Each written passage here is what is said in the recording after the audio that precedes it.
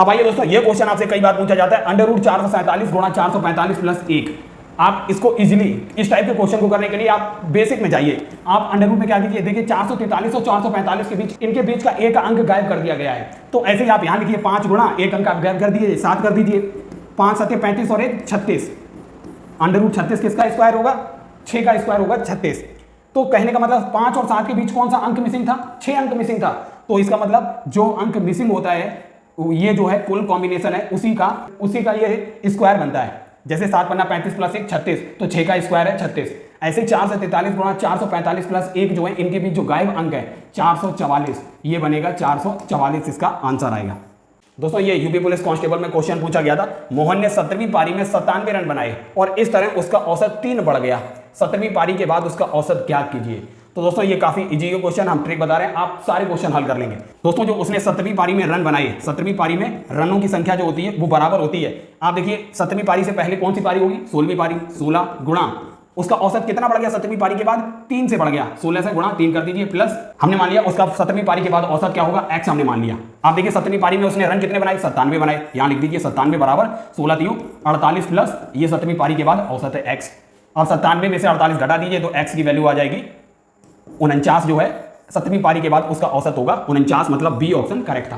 दोस्तों ये क्वेश्चन आपसे कई बार पूछा जाता है, इसको सॉल्व करने की जरूरत ही नहीं है। आप केवल देखिए जो x की वैल्यू दी है 3 प्लस अंडर रूट 8, आप केवल इनका स्क्वायर कीजिए। 3 का स्क्वायर क्या आएगा 9, अंडर रूट 8 का स्क्वायर आएगा 8।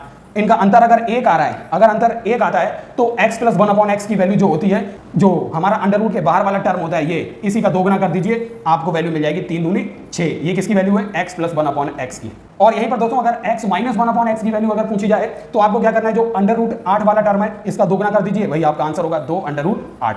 ये दोस्तों क्वेश्चन पूछा जाता है x की पावर x बराबर 2 की पावर 2048, तो x का मान क्या होगा। इसे सॉल्व कीजिए। सबसे पहले इसे उठाइए, इसे हम कैसे लिख सकते हैं, 2 गुणा 1024, तो ये हो जाएगा 2 की पावर 2 क्या हो जाएगा, 2 की पावर 2 4 की पावर 1024 भी लिख सकते हैं। इसे फिर तोड़िए, 4 की पावर 2 इंटू 512 लिख सकते हैं, 2 गुणा 512, तो 4 की पावर 2 क्या हो जाएगा 16, 16 की पावर 512, 16 को फिर इसे तोड़िए, 16 की पावर क्या हो जाएगी 2 गुणा 256, तो 16 सोडियम कितना हो जाएगा 256 की पावर 256। अब देखिए यही वैल्यू यहाँ पर दी थी, x की पावर x, मतलब दोनों पावर और बेस बराबर हो जाएं, तो यहाँ देखिए पावर, ये पावर और बेस बराबर हो गए, इसका मतलब x की वैल्यू 256 होगी। दोस्तों गवर्नमेंट जॉब में ऐसा कोई एग्जाम नहीं है जहां पर यह प्रश्न ना पूछा गया हो, 3 संख्याओं का अनुपात 3 अनुपात 4 अनुपात 5 है। यदि उन संख्याओं का एलसीएम 1200 है तो एचसीएफ बताना है। एचसीएफ क्या होता है, इन तीनों संख्याओं के गुणनखंड में जो सबसे हाईएस्ट टर्म है, कॉमन होगा तीनों में, वही एचसीएफ होता है। अगर हम मान लें एचसीएफ यहाँ पर x है, तो इनका एलसीएम क्या होगा इन संख्याओं का, 3 गुणा 4 गुणा 5 कर दीजिए और ये एचसीएफ से गुणा कीजिए, और एलसीएम दिया कितना है 1200 दिया है, बस 5 और 20 60 हो गया, 60x बराबर 1200 हो गया, तो ये कट हो जाएगा 0 से 0, 6 दूनी 12, मतलब इनका जो x की वैल्यू 20 आई है, इसका मतलब HCF की वैल्यू क्या होगी, HCF हमने माना था x, 20 HCF होगा।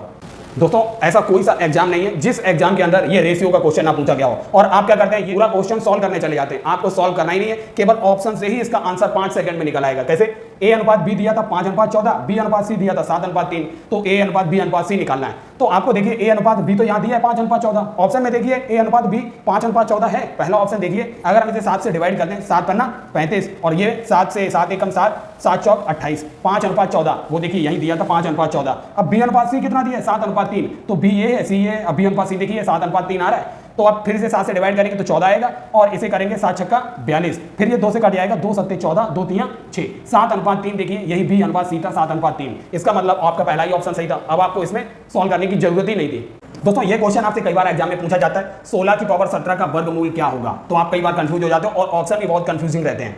तो इस टाइप के क्वेश्चन सॉल्व करने के लिए आपको क्या करना है, देखिए 16 की पावर 17 का वर्गमूल निकालने के लिए मतलब अंडर रूट में 16 की पावर 17 लिखिए।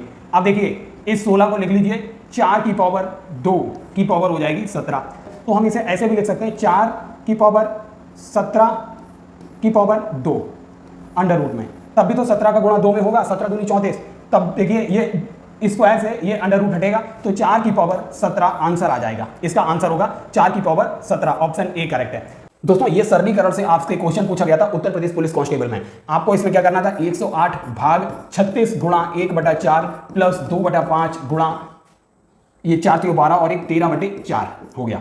अब देखिए इस स्टूडेंट ने क्या किया है, सबसे पहले ये 36 को 4 से डिवाइड कर दिया है। यही गलती आप करते हैं। आपको बॉड मास का रूल याद रखना है, बॉड मास। सबसे पहले आपको ब्रैकेट है नहीं यहाँ पर, ऑफ है नहीं, डिवीजन सॉल्व करना है। सबसे पहले यहाँ पर देखिए ये डिवीजन, तब आपको मल्टीप्लाई सॉल्व करना है। पहले डिवीजन होगा 108/36, फिर ये गुणा 1/4 प्लस का 2/5 गुणा 13/4। अब इसको देखिए 36 से 3 बार कटेगा, 36 3 108। अब हो जाएगा, अब गुणा को सॉल्व करना है, डिवाइड सॉल्व हो गया। 3 का गुणा 1/4 से करेंगे 3/4 प्लस यहाँ भी गुणा कीजिए, ये 2 से कट जाएगा, 2 दूनी 4, तो 13/10 आएगा। और इसको हल करेंगे तो क्या आएगा, इन दोनों का एलसीएम आएगा 20, तो 26 और 15 हो गया 41/20 जो था इसका करेक्ट ऑप्शन था 41/20। 20 2 सही, 1/20 मतलब 20 दूनी 40 और 1 41, ऑप्शन बी करेक्ट था। आइए दोस्तों ये क्वेश्चन करते हैं। √13 इंफिनिटी तक होगा, इसका आंसर क्या होगा? आप आराम से बोल देते हैं कि इसका आंसर 13 होगा, लेकिन जब वही दोस्तों √13 डेड डैश n तक होता है तो इसका आंसर क्या होता है? इसका आंसर होता है 13 की पावर 2 की पावर n - 1/2 की पावर n, जहां n क्या होता है, अगर मान लीजिए 3 बार दिया होता √13 3 बार दिया होता तो n की वैल्यू 3 आती, अगर यही 7 बार दिया होता n की वैल्यू 7 आती। तो ऐसे निकालते हैं दोस्तों। ये क्वेश्चन था, अरुण को एक भिन्न का 6/7 भाग ज्ञात करना था। गुणा करने के बजाय उसने भिन्न को 6/7 से विभाजित कर दिया। प्राप्त परिणाम मूल मान से 13/70 अधिक था। तो अरुण को दिया गया भिन्न अर्थात ओरिजिनल जो भिन्न थी, फ्रैक्शन था, वो क्या था? अगर आप इसके कॉन्सेप्ट के थ्रू जाएंगे तो काफी लंबा हो जाएगा। कैसे निकालेंगे? अगर मान लीजिए कोई भिन्न x थी, उसने 6/7 से गुणा करने के बजाय भाग कर दिया, तो उसे आंसर कितना ज्यादा मिला? एक्चुअल में क्या करना था उसे? 6/7 से गुणा करना था, तो इनका डिफरेंस कितना ज्यादा मिला उसे? 13/70 मिला। आप इसे हल करेंगे तब इसका आंसर आएगा, लेकिन एक लाइन में 6/7 भाग याद करना था। अगर हम इसे a मान लें, इसे b मान लें, और उसे मिला कितना? 13/70 ज्यादा मिला, इसे x मान लीजिए, बस एक लाइन में आंसर आएगा। आपको क्या करना है? abx/a² - b², मतलब 6 × 7 × 13/70/6, 7 का स्क्वायर होगा 49 माइनस 6 का स्क्वायर होगा 36, 7 धाम 70 हो जाएगा। ये आएगा 6 × 13/10 × 13, 13 से 13 कैंसिल, तो 6/10 अर्थात 3/5 जो थी वो ओरिजिनल भिन्न थी, 3/5। दोस्तों ये क्वेश्चन आपसे पूछा गया 7 की पावर 7 को अगर 4 से डिवाइड करें तो रिमाइंडर क्या होगा? रिमाइंडर पूछा था दोस्तों। आप 7 की पावर 1 को अगर 4 से डिवाइड करेंगे तो रिमाइंडर 3 आएगा। अब देखिए ऑड पावर, आप कोई भी ऑड पावर हो, अगर 7 की पावर 3 कर दें तब भी रिमाइंडर 3 ही आएगा। 7 7 49 7 343, 4 से डिवाइड करेंगे तो ये 340 पूरा विभाजित हो जाता है 4 से, तो बचा कितना? 3। इस केस में भी 3। बस आप इसी से अंदाजा लगाइए, 7 की पावर 1, 7 की पावर 3, 7 की पावर 5 करेंगे तब भी 3 आएगा, और 7 की पावर 7 करेंगे तब भी 3 आएगा। मतलब 7 की ऑड पावर को 4 से जब जब विभाजित करेंगे हमेशा 3 शेष बचेगा, तो इसका आंसर 3 था। आइए दोस्तों ये क्वेश्चन उत्तर प्रदेश पुलिस, अभी जो फरवरी में एग्जाम हुआ था, क्वेश्चन पूछा गया था, यदि गेहूं की कीमत में 1/4% की कमी हो जाती है, इसके कारण एक आदमी 135 रुपए में 1 किलो अधिक खरीद पाता है गेहूं, तो प्रति किलोग्राम गेहूं की मूल्य आपको बताना था। दोस्तों ये केवल एक लाइन का क्वेश्चन है। गेहूं की कीमत में कितने प्रतिशत की कमी हुई? 25/4% की कमी हुई। आप इसको गुणा कीजिए, अब वे कितने रुपए में? 135 रुपए में। कितना ज्यादा खरीद लेता है? 1 किलो ज्यादा खरीद लेता है, अपॉन में 1 किलो, और 100 माइनस कर दीजिए जितने प्रतिशत कमी हुई।